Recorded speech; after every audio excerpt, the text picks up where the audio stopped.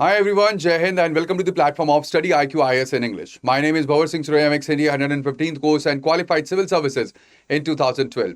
And I welcome you on the platform. Now in this session, we'll be talking about why the systemic education have failed and had led to the rise of 58,000 crore coaching industry. Now this pertains because there is a fresh the PIL or the public interest litigation that had been filed in the Supreme Court in July 2026.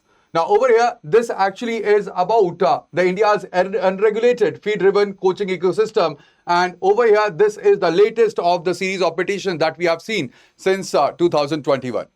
Now, these petitions, they actually follow a kind of pattern because there is a tragedy. The tragedy, it may be fire in the coaching institutes, or there could be the loss of lives in the coaching institutes that we have seen in the Mukherjee Nagar as well, that led to the series of inspections by the municipal authorities, or there could be suicides which actually triggers the litigation. Yes, these strategies are very sad and ultimately they should not occur in the first place. But after these tragedies, what happens is that there is litigation. Then this litigation, it triggers the guidelines. The guidelines are issued by the center and the states, which go largely unenforced until there is the next strategy, and then there is a fresh piece of the litigation that actually starts. Now, in January 2024, we have the center which have issued the guidelines to regulate the coaching sector. But again, these guidelines were basically advisory and not statutory. And the states like we have Rajasthan, we have Bihar, and now Himachal Pradesh, they have begun the independent registration regime as well. Now, this is about a deeper question that the court is being asked is not just how do we regulate the coaching, but why did India's schools, they stop being enough? That is the question that I asked through this video, and that is what we'll be discussing right now. Now, I know most of you have heard about Bansal sir. Now, when it comes to Bansal sir, so in 1983 in Kota, there was a JK synthetics engineer named Vinod Kumar Bansal. He was living with muscular dystrophy. And ultimately, he begins teaching 8 of the neighborhood's children physics at his dining table. And this is where we are talking about that what scaled around him was not just a business, but it was a pedagogy where Indian schools weren't offering. And the problem was on the board every morning, instant down solving and weekly rank tests which were there. And ultimately, the results were displayed for all to see. So over here, crucially, Bansal taught in Hindi and not in English, opening the gates to small town India that elite schooling had quietly shut out. 4 decades later, when it comes to Kota, it hosts roughly 35 to 40 of the major institutes. We have 4,000 of the hostels, more than 40,000 paying guest units, an entire town economy that was built just on one shared anxiety, that is the fear that the school alone will not be enough. So over here, this is about the coaching economy that we are talking about, where it was not invented in Kota, but it was actually about the fear that the school is basically not enough that we are talking about in this session. Before moving ahead, let me tell you that we have the GS Foundation batch on the platform of Study IQ, in which you can enroll by using the code BRS Live for gaining the maximum discount. Now, when it comes to the complete education sector, you will see that it was in 1835 that there was the Macaulay's Minutes, where actually it led to the formal education system in India, where it lays down that there should be English medium exam centering colonial education, which was designed to produce the clerks. It was not designed to produce the thinkers, and that is all very important, that this sowed or this reaped the DNA of the rote assessment that actually began from here. Now, in 1964 to 66, there was Kothari Commission, where there was the first systemic call for the common school system and equitable, equality-linked public education. Chronically, the Kothari Commission recommendation, they were under-implemented. Then in 1986 and 92, we had the National Policy on Education that were formed, and this expanded the access, but the assessment, it remained the exam and marks driven, and the teacher shortages, they were persistent in the government school. Then in 1983, there was Kota's first batch that we are talking about, where the Bansal classes, they began. Coaching moved from the urban elite tuition to the mass small town phenomena as well. Now, in 2000, what happened is that there was engineering and medical boom, where we had the IIT JEE and pre-medical seats. They stay near fixed, while the applicant pools, they multiplied. The number of the aspirants, they multiplied, but the seats, they remain frozen, and ultimately coaching becomes the default second school, so that the students, they can qualify the exam and they can enter into the engineering, into the medical fields which are there. Now it was afterwards in 2009 that there was Right to Education Act that was passed, and Right to Education Act was made, it was made justiciable, and it guarantees the access, even but it says less or little about the quality learning outcomes and the teacher accountability. Then comes 2017, where we have one nation, one exam push. And then the NEET was made mandatory. It was NTA that was created. And ultimately, we had the single high stakes gateways, intensifying the coaching dependency. In 2020, we have the National Education Policy, again, that was released, which promises that there will be competency-based, low-stakes, multiple assessment learning, directly targeting the rote culture that actually built the coaching institutes. And then in 2023-24, you can see that there were 29 students who committed suicides in 2023 that triggered the 2024 coaching sector guidelines by the center and the state-level registration laws as well. Now, we are talking about the recent PIL that had been filed in the Supreme Court, and the Supreme Court had been, petitioned again. Now, when it comes to the structural flaw, what is the structural flaw in the complete education system that we have in India? So there are the 6 fault lines that I'm talking about. The first one is about the rote memory tab, where the assessment rewards the recall of content over the conceptual knowledge or the application or the reasoning as well. Over here, the exams had been built on the single correct answer syllabus, or there will be the single correct answer that is there. Also, the syllabus-bound questions are asked, which are cheap to conduct, and the grade at the schools as well. And coaching factories, they actually optimize precisely on this format that we will let you increase your score. Over here, the example is that NEET and JEE reward the speed drill formula recall, and a student can crack them without ever debating an idea in the classroom. So over here, this is the first fault line that I'm discussing about. That is the rote memory trap that we have. And NEP 2020 argues this: produce the exam passers and not the problem solvers in the society. And India ranks poorly on the learning outcome as opposed to the enrollment and the indices as well that you will see. And this is the first major fault that we have. The second is the teachers deficit, because the government schools, they face the chronic shortage and misallocation of the trained subject teachers. And there are vacancies. We have single teacher schools and non-teaching duties which are given to the teachers. There is the election duty, there is the census work, leave little bandwidth for the individual doubt resolution, and that is the exact gap what the coaching fills. We have a single physics teacher for 300 students. They cannot replicate a coaching batch daily problem solving technique or the rhythm that is there. And that is where it is again a problem, because the teacher recruitment and training reform, we have the DIET, which had been revamped, NCF aligned pedagogy that moves very slower or far slower than the coaching sector expansion. Then the third of the fault line is that there is the fixed seat infinite aspirant funnel.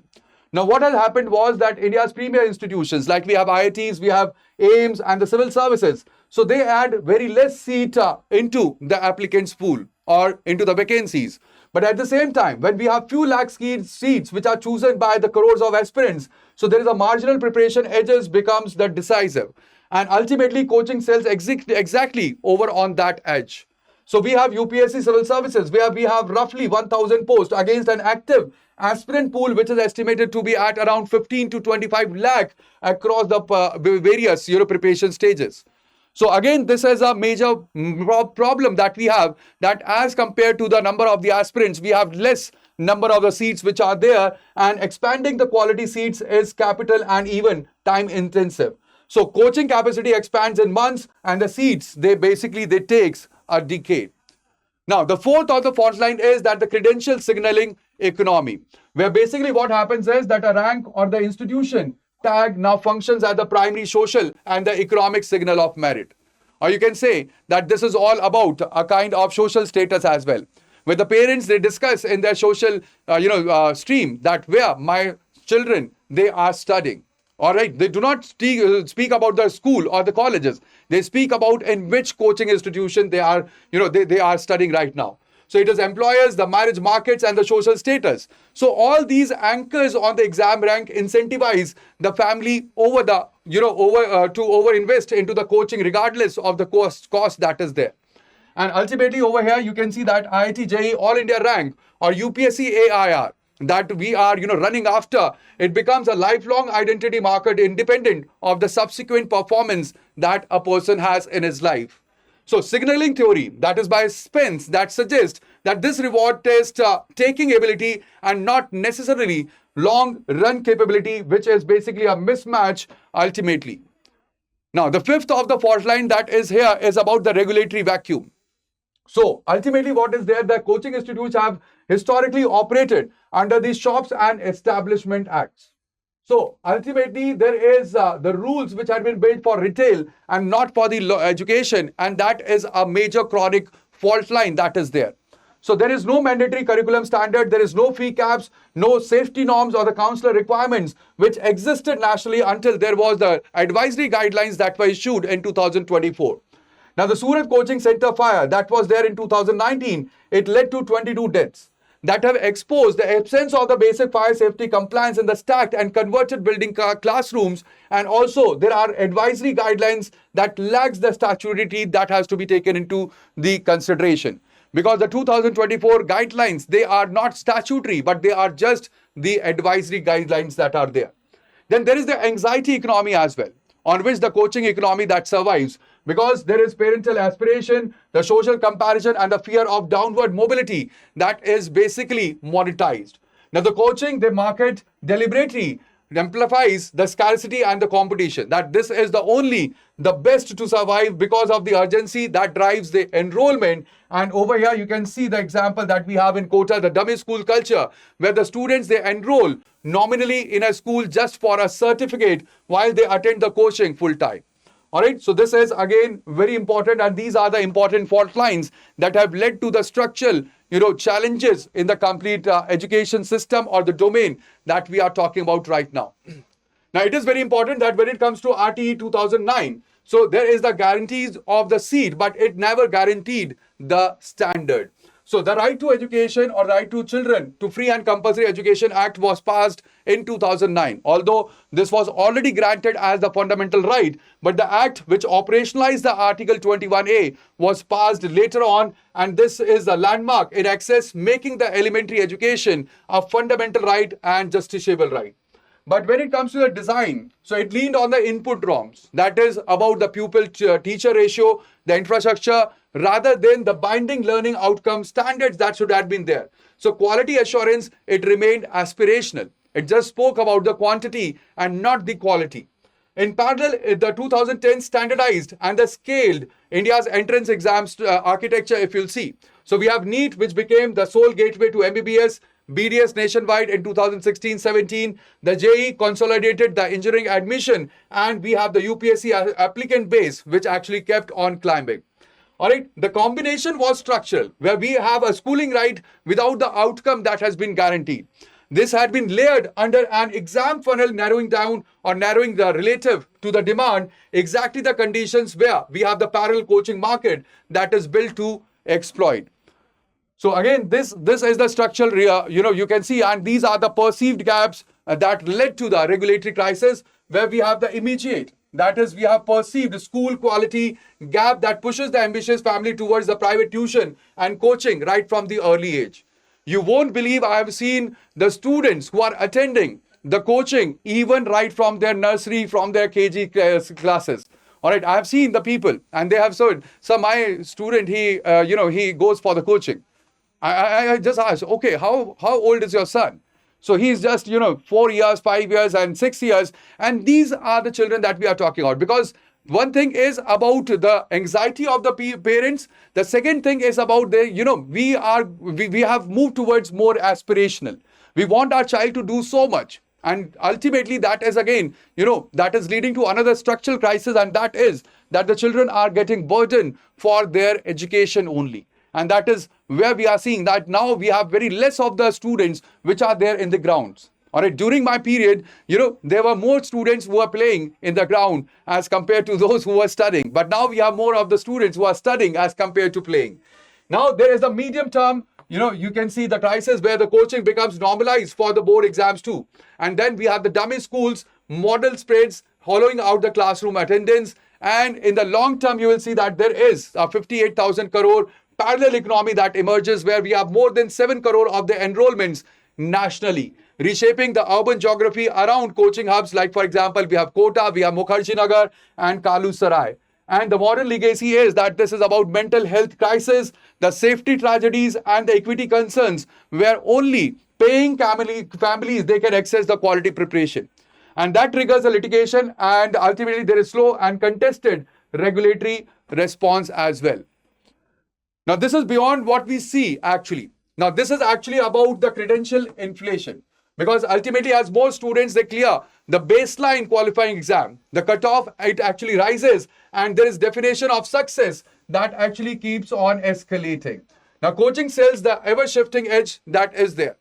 Then there is also urban, rural, and the class divide where the coaching access correlates strongly with the family income and also to the location. It converts an already unequal school system into a doubly unequal preparation system. Then also there is the dummy school economy where the schools quietly monetize the nominal enrollment for the board certification, while we have the students they study full time at the coaching. So this is a formal informal hybrid unique to the Indian secondary education that you will find.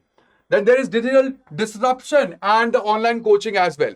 We have the edtech unicorns, like for example, Byju's, Unacademy, and PhysicsWallah. They have added to more than $500 million online layer board democratizing. All right, this is good as well because ultimately now the education, it can reach to those pockets or those regions which never had that kind of opportunity. So it democratizes the coaching, but also further commercializes the same anxiety. And there is state fiscal dependence where the GST from the coaching, you can see that in 2023-24, it was more than 5,500 crore. So it gets the state exchequers also a quiet state in the very industry that actually they are being asked to regulate. So this is also a kind of dilemma that is there.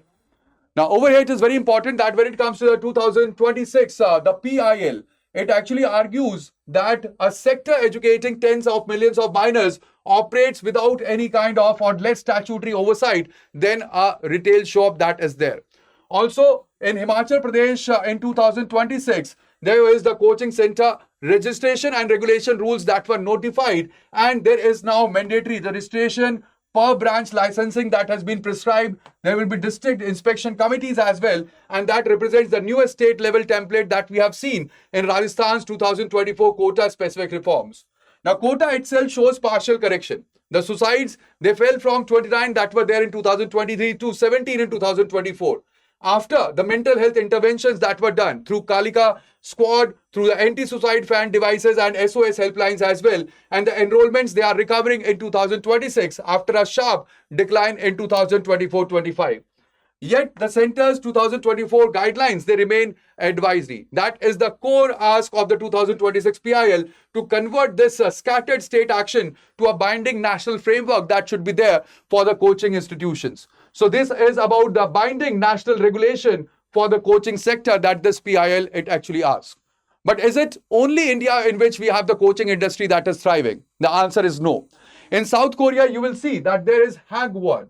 Hagwon is the private academies, they shadow the education spend, and ultimately it exceeds more than $20 billion annually. Now, the government has tried curfews, that there were the curfews that after 10 p.m. it will close down, and also the fee caps which were mixed with the mixed success. Then in China, there is also 2021, there is double reduction policy which banned for-profit tutoring in the core subjects outright. However, there is a radical top-down suppression with the large industry that is moving underground or it is moving online. In Finland, you will see that there is near zero private tutoring. And this had been achieved through low-stakes assessment, through the high teacher training standards and the trust-based autonomy-driven public schooling. And also in Singapore, there is a tuition industry that thrives despite the strong public schools that are there in Singapore. So this is also an example where you can see that there is strong and very robust public schools in Singapore. But there is the tuition industry that shows that coaching can persist even where the system quality is high, which is driven by the meritocratic anxiety in the society. So what could be the future outcomes? The future outcomes could be that there should be a binding central regulatory framework converting the advisory guidelines that were issued in 2024 to the statute. And it is a most likely near-term outcome for this 2026 PIL that we are talking about. Then the NEP 2026 competency-based multiple assessment model, if it is genuinely implemented through the Parakh or the NCF 2023, is the only lever that addresses the coaching's root cause rather than its symptoms. Then the AI-driven personalized learning platforms are also there. So they may reduce the reliance on the mass batch coaching for the content delivery, but are unlikely to remove the rank anxiety that drives the demand. And also expect the continued state level divergence. Like, for example, in Himachal, in Rajasthan, and Bihar model registration regimes, they may be replicated by the other states, but the enforcement capacity, it will remain uneven. So these are the way things that can develop in the future that we are talking about. So that would be all in today's session. I hope that you have now a complete idea about the topic and how it matters today. So before going and ending the session, let me tell you that we are offering you with the GS Foundation batch on the platform of Study IQ. Now, these batches are based upon the SMART model, and we have the new batch that is starting. The class will be starting from 7th, but the admissions are open right now, and you can use the code that is BRS Live for the maximum discount on the platform of Study IQ, where you will get prepared for the UPSC GS Foundation batch. So that would be all. Thank you very much, guys, for joining me over here on the platform of Study IQ. Do not forget to leave the like, also subscribe to our channel, and also share this with your friends who are preparing for the UPSC examination. So that would be all. Thank you. Bye-bye. Take care and Jai Hind.